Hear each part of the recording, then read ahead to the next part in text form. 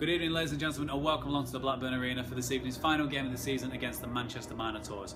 Now, whilst we've had the trophy presentation and we have been confirmed as league champions, there's still a lot to look forward to. We've got the playoffs coming up in Dumfries over the 11th and 12th of April. Tickets are available, go and get them now. And we've also got the Legends game coming up. To celebrate the 25th anniversary of the Blackburn Hawks as an ice hockey team, a plethora of legends are coming back. So we've got the likes of Steve Morrier, Bobby Haig, John Haig and a host of others coming along, and they're going to play a game against the current squad. They're also going to mix and match throughout the game, so it should be a nice even game and get plenty of people there seeing a really good spectacle, celebration of the Hawks over the 25-year history. This evening I'm going to sit down with one of the people that's helped organise it all, Graham Lomax. He's going to tell us a little bit more about how the game came to be, how people can get involved and when and where tickets are available. Good evening, ladies and gentlemen, then, and welcome along to the Blackburn Arena. This evening I'm going to sit down and have a chat with Mr Graham Lomax. How are you doing? I'm alright, pal. Good. Very good. So we've got a very special occasion coming up in the next few weeks. The Legends game. So for the 25th anniversary of the Blackburn Hawks, a team of legends is going to take on the current roster. Yeah. You've been involved with getting it all set up from the start. So tell me, how did it all come about? Whose idea was it? Where did it come from? Well, originally the idea was Uffy's. You know, Ian McDade, Uffy, everyone knows me as Uffy, don't they? And it started on Facebook, really. A bit of a off-the-cuff comment, really, that the 25 years is coming up and we have the 10-year anniversary, and how does everybody feel about possibly putting on a game? And that was as simple as that, and it just snowballed from there. And last year I put the idea to Mark, and to be fair to Mark, Mark grasped it straight away and said, yeah, let's do it, let's set the wheels in motion. So we invited 2 or 3 people down to form a little committee, and that's where it started from, really. Excellent. So how's it been kind of getting in touch with the old players then? Has that been hard work to do? Have they been up for it, receptive? Yeah. No, it's been. I won't say it's been easy. Uffy's took that mantle on. What we've done is we've tried to task people with different aspects of bringing things to the party, if you will. And to be fair to Uffy, he's played an absolute blind. He really has. He's got all the contacts for everybody. Facebook's a great tool these days, isn't it, for social media in terms of bringing people in the loop. The thing that struck me out of all of this is that when we sat down initially and we formulated the 2 teams and we put the Legends team together, it was difficult. You know, there was a lot of people that, you know, we had to unfortunately overlook, and there was no really set criteria for it. But to date, right to this moment in time, with the shirt order went in yesterday, not one person has dropped out. You know, we've still got a reserve list, and I always thought, well, you know, it'll amble along and some people commit, some people won't. It's been overwhelming. The commitment from everybody's been absolutely overwhelming. It's been really positive. Absolutely. When you sat down to kind of like maybe work out, okay, who ideally do we want to see on this Legends game? Who's already volunteered? Were there any names in particular that you wanted to make sure that let's try and pin these down if we can? Yeah, absolutely. Yeah, you know, there's really 3 or 4 names right from the forefront of when the club started. Obviously, Steve Morrier, big name. Bobby Haig, big name. John Haig, you know, his brother, and Jim Pennycook. You know, they was fundamental in the early days, and obviously the team getting to where it's at now. Bob, to me, was a massive part of that. So there was 4 or 5 people that were integral in terms of we had to get them in the team. And having said that, you know, there was lots and lots of people that, yeah, what about him? What about him? I forgot about him. You know, and it really was a difficult task to put the roster together. It was. Like you say, it sort of snowballs. Yeah, absolutely. Yeah. Fantastic. And how have the current team been in terms of receptive once you got told the news of, okay, listen, Steve Morrier, Bobby Haig, John Haig, all the people that you've mentioned, they're all signed on, you're going to play them. What did the current team make of it? Well, obviously, you know, we just as a matter of courtesy, we've kept Jared in the loop. Yeah, we've had some input from Jared. And again, you've got to remember that right from the outset we had a plan A. Plan A changed to plan B. Plan B changed to plan C.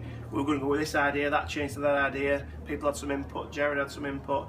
And it's gone a few different ways, if you will. So the game itself is initially going to be the roster that's won the league title this year against the Legends. But there will be some changes as the game goes along. After every period there's 5 going one way, there's 5 going another. After another period there's another 5 going one way, another 5 going another. So we're hoping that it will even itself out, and we'll have a semi-competitive game, if you will. Yeah, I mean, like you say, it kind of makes it more balanced, doesn't it? Because let's be honest, as good as sort of some of these Legends are, some of them haven't played hockey for a very long time, and you know, we're coming up against the league champions. You don't Yeah. want it to be too unbalanced for Yeah. the audience that are there watching the game. Absolutely. And I think it'd be nice for people to kind of see maybe, you know, your likes of Chris Arnone lining up with Steve Morio or whoever it may be. Yeah. You know, kind of working around. Obviously, we've got new shirts commissioned for it as well. Yeah, we have. Can we talk about Yeah. how did that come about? Yeah. We looked again, like I said, we, you know, right from the outset, what we tried to do was task people with different roles.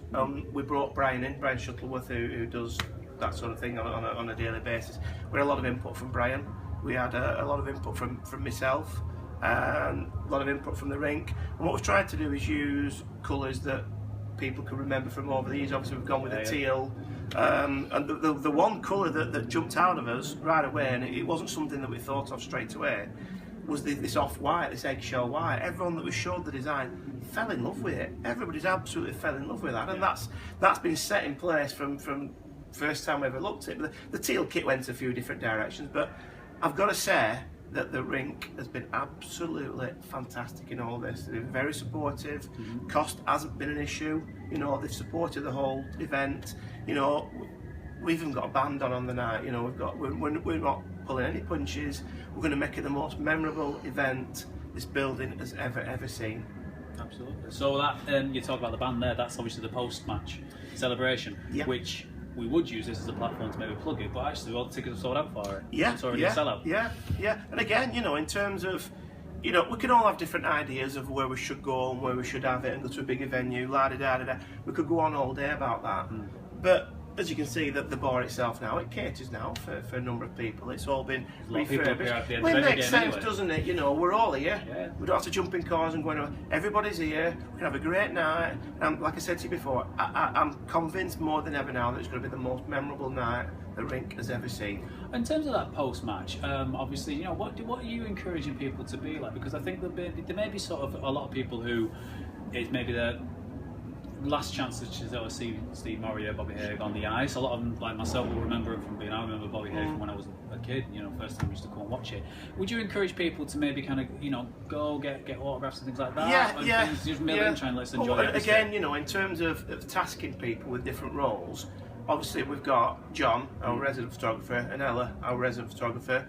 They're going to be working on the evening. They've offered the time free of charge. They're going to be working right through from before we start the match. Obviously, players are going to want the pictures taken with their past friends that they used to play with. Spectators can come up here and ask for a picture taken with the fans' favourite. Everybody on the night is going to mingle, get involved. Ella and John's going to be working the socks off, so there's going to be lots and lots of photo opportunities for everybody to reminisce. And obviously, and the shirts out as well. You know, the sponsored shirts. That's another event we're going to cram a lot in that night. We are. We're going to cram a lot in. But it's about encouraging people to get involved with it, though, isn't it? Yeah. It's don't be shy. If you want a picture, go get a picture. If you want your sponsored shirt signed, go get it signed. If you want your home shirt signed, your legend shirt, whatever it is you've got. One of the things, obviously, you know, you've got to remember that you put on an event and you're limited by numbers. Obviously, any facility you're limited by numbers. We can get, I think it's like 260 people were allowed in the building. When I've asked about, like, you know, everybody that I know that comes on a weekly basis has got their hands on a ticket. I was a little bit worried that somebody might miss out, you know, for whatever it is. But everybody that let's say that's in the clique, we're all in the clique, aren't we? You know, so it's one big clique and we're all in it. But everybody that comes on a weekly basis, home and away, has got a ticket for the evening, which to me is fantastic. You know, everyone's going to have the opportunity to come and mingle and have a fantastic night. Yeah, like I say, it'd be a real party atmosphere. Yeah, absolutely, yeah. He talks about the sponsored shirts getting handed out on the ice as well. So, you know, those, you know, that have got kids sponsoring shirts and things like that. Do you think it's good that we're doing that on the ice this time around? We get a celebration. You know, in years past, it's been a presentation night, which has been kind of in the off season. It's a bigger occasion. Do you think it's a good thing that we're doing it that way this time? Well, I think, again, you know, you're always dictated to by logistics, aren't you? You know, on time scales. And we looked at it, and you know, it was me that came up with the idea that, look, you know, in terms of the over 18 thing, we were slightly eliminating little people, but you know, we have to cater for the masses, and we want to make it a memorable do. But you know, I think the presentation on the ice is a fitting way to do it. You know, the lads are still going to be there. They can come over, hand the shirts over. Ozzy's going to be doing his walkabout microphone, so it's all going to be coordinated, if you will. We're hoping that everything within the night is going to be coordinated, and touch wood. should go off properly. And it's nice for the fans that have sponsored the shows, because it's a little bit of a moment for them if they can't come afterwards or whatever it may be, because, you know, at the end of the day, they paid the fee. They've helped support the team in their own way. And it's been a memorable year as well, hasn't it? You know, it's the icing on the cake, isn't it? No, it really has, and it's, I suppose you say, like I say, it's a league-winning shirt, isn't it? That everybody kind of is clamouring for. Yeah. So don't go selling them on eBay. Keep them. So anything. All right. So tickets are still available for the Legends game. Okay. If I'm somebody just watching this video, I heard about this Legends game, want to come down. I remember Bobby Hague. I remember Steve Murray. I fancy getting it. Go. How do I get a ticket? Well, I think, you know, the tickets are openly available. Everyone can ring 01254 668 666, ring up and order a ticket, or you can wander in and buy one off the street if you want. You've got to remember that the building holds 3,200. You know, we did have a mad clamour early doors. You know, the last few games we've had over 1,000 people in. Me personally, I'm not over concerned that, you know, people aren't going to miss out on the game.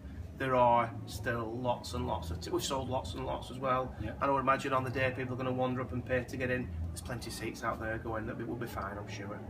Right then, before we wrap up, I want to score a prediction from you. Legends versus Hawks. Who's winning? Legends versus Hawks. Knowing what I know, who's playing for who, I'm going to go for a 9-all draw. 9-all draw. Do you know what? It very well could be. Do you know what? I tell you, I'm going to go out on a limb. I think Legends are going to win it by 2 goals with Bobby A scoring. We have as well. I'm going to put together a press release over the next few days. We're going to have a couple of people involved who have been around the building for years and years. I'm not going to name names just yet. I'm just going to hold it back just for the time being. There's 2 or 3 people that deserve a bit of recognition, and they're going to have a special role in that. But we'll keep that under wraps just for now. So there's more to come. More to come. So watch this space. More to come. There's 2 meetings tomorrow.